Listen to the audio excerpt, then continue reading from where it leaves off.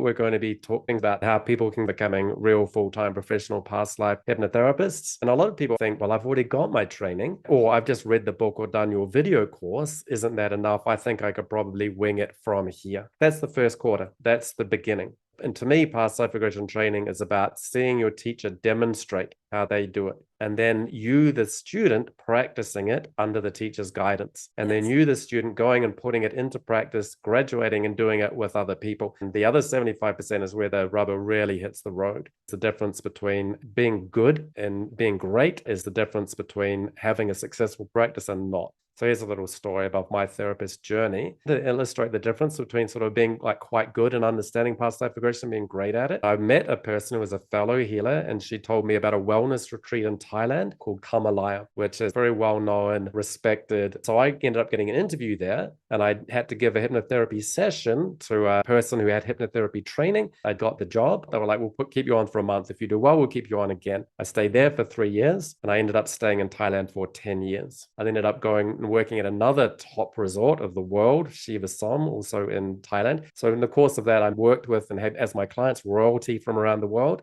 pop stars, film actors, Nobel Prize winners, a bunch of billionaires. So even they need hypnotherapy.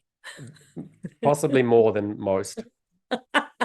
You will not be surprised to hear. So there are levels to this. I don't like name dropping or I work with this and that, but I will say there are levels.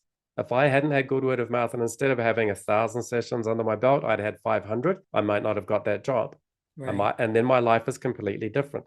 I don't get to work at the premium wellness resorts of the world.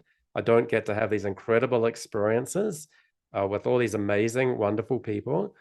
And one of the things about that resort was that it's a bunch of villas. At any one time, they've got maximum of 60 people. I get booked by one person. I do a session with them. If it's good, I'm booked out for the rest of the week. If it's so-so or not, I'm either making no money or I'm getting fired. You've got to have people raving and people really connecting. And if not, your word of mouth isn't going to be there. You're not going to get into the place. You're not going to be able to stay there. A lot of people, they do basic training. They feel like they know what they're doing, but they don't know what they don't know. There are levels to this.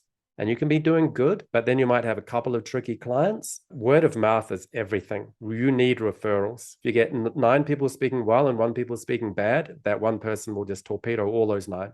Mm-hmm. So you can't have anyone speaking bad, and you can't even have people being lukewarm. You have to really be at a high level where everyone who meets you has to sing your praises. If they don't, and you're wondering why things haven't taken off, that's why. That little difference makes a tremendous effect on your life path. So the fact that by the time I got to that interview, I was seasoned and I was able to then stay there, that changed the course of my life.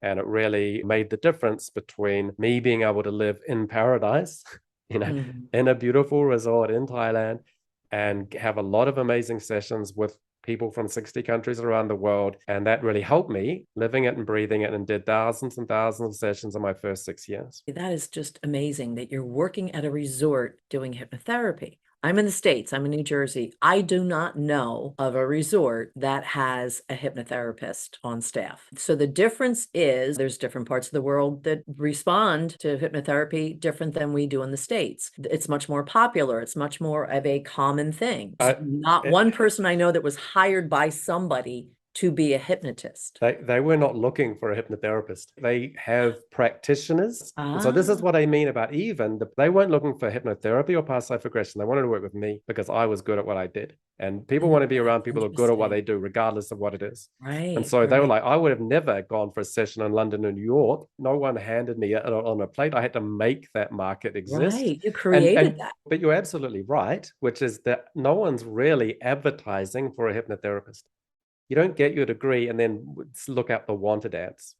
Exactly. You have to go and make that market. So that's how good you have to be.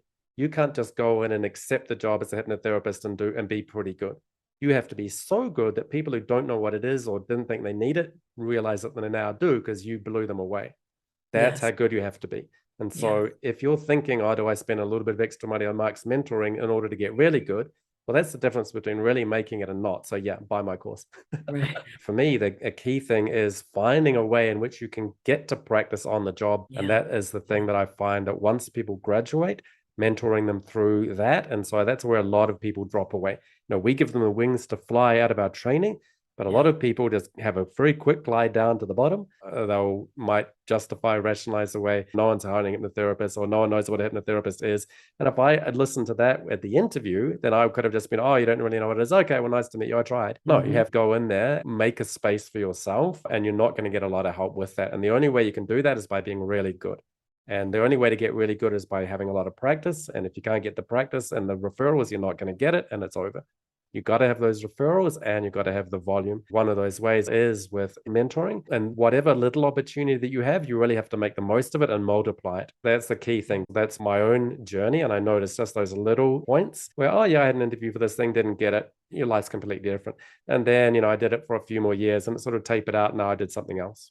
Versus I went from strengths to strengths and got into it. Now, not everyone has to stay a full-time past life therapist for their life. But for me, when I started that course, I knew this is something for life. To me, it's an illustration of how just that little extra percentage makes a complete difference to success or really failure. The key thing that I find is that the extra money you spend on the real premium mentoring training pays you back in multiples of many, many tens greater than the money you spend on it.